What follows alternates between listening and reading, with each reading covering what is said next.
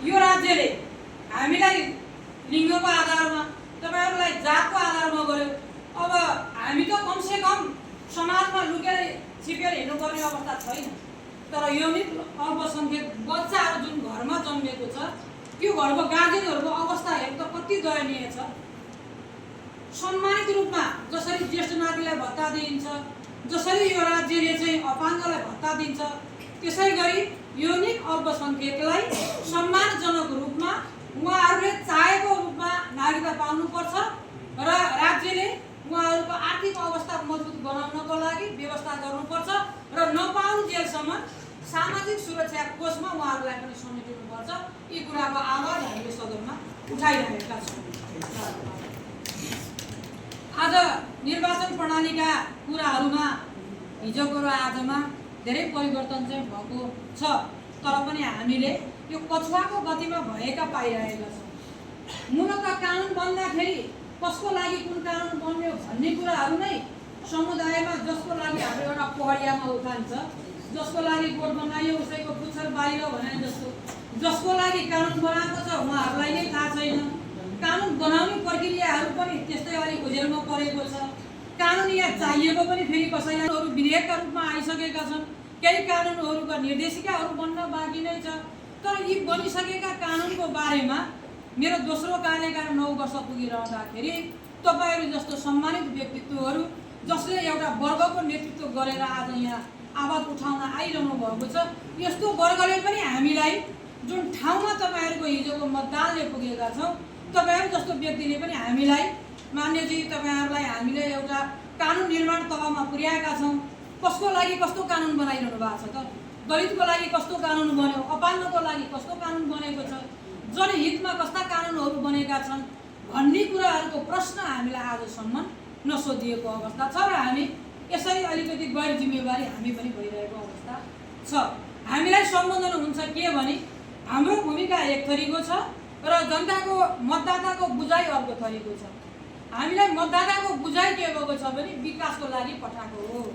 तपाईलाई हिजो भोट माग्न आउँदाखेरि मेरो घरको बाटो बनाइदिन्छु, मेरो घर अगाडि इनार खनिदिन्छु, मेरो बारीमा एउटा कलबट जस्ता कुराहरू यो समाजमा लगेर बोल्न सकेका छैनौँ। विडम्बना चुनावमा आफ्नो पार्टीबाट घोषणापत्रहरू लिएर हिँडिरहँदाखेरि कानुन बनाउन जाँदैछौँ है भनेर भन्ने हो भने मलाई लाग्छ एकजनाले पनि हामीलाई मतदान गर्छ।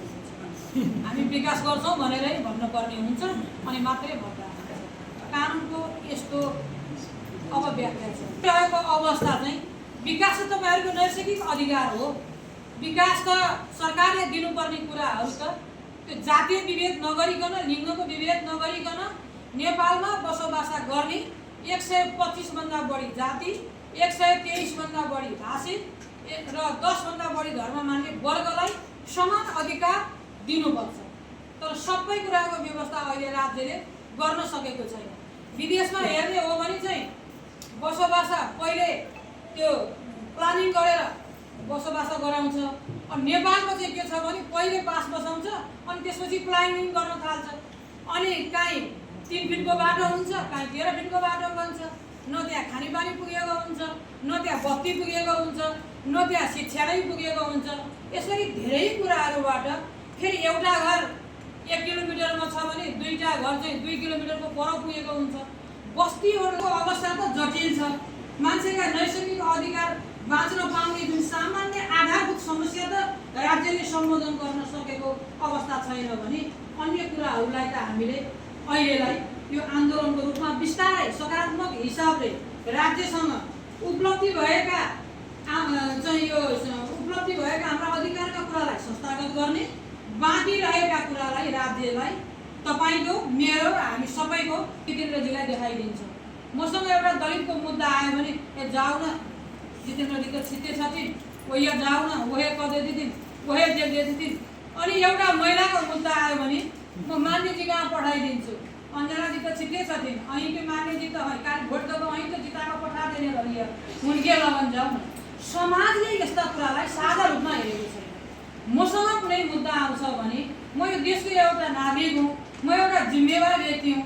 मैले सकेको सहयोग मसँग कोही पीडित आउँछ भने त्यो जुनसुकै जातिको होस्, जुनसुकै वर्गको होस्, जुनसुकै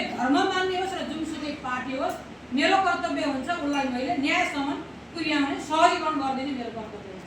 तर म त्यो गर्ने अवस्थामा छुइनँ। अहिले जुन जातको आउँछ जातमा पठाइदिने, लिङ्गको आउँछ लिङ्गमा पठाइदिने, सामाजिक रूपमा सामाजिक दायित्व है, त्यो साझा समस्या है, हामी सबैले सम्बोधन गरिदिनुपर्छ है भन्ने कुरा चाहिँ कर्तव्य विमुखबाट हामी पछाडि परेका छौँ। कर्तव्य र अधिकार त तपाईँ अधिकारको रेल चढ्ने हो भने त कर्तव्यको तेल त हाल्नै पर्छ नि साथीहरू। कर्तव्यको तेल हाल्नु भएन भनेदेखि त अधिकारको इन्जिन त चल्दैन। हामीले के बुझिरहेका छौँ भने मेरो अधिकार के हो भन्ने कुरा सबै थाहा छ, मेरा कर्तव्य के हो भन्ने कुरा चाहिँ हामीले सबै थाहा छ। अहिले कानुन पनि अधिकारका कानुनहरू धेरैले प्रयोग गर्नुहुन्छ, कर्तव्यका कानुनहरू सबै ओझेलमा छ। हामी आफ्नो गल्ती छ भनेदेखि चाहिँ ट्याक्क वकिल बन्छौँ र बहस गर्न सुरु गर्छौँ, अनि अर्काको गल्ती देख्यौँ भने न्यायाधीशबाट ठ्याक्क रातो मसिलो हालेर निर्णय ठोकिदिन्छ। समाजमा न्याय कसरी हुन्छ, समाजमा समानता कसरी आउँछ, समाजले चाहेको यो समाज त यो हामीले देखेको समाज त यस्तो होइन नि।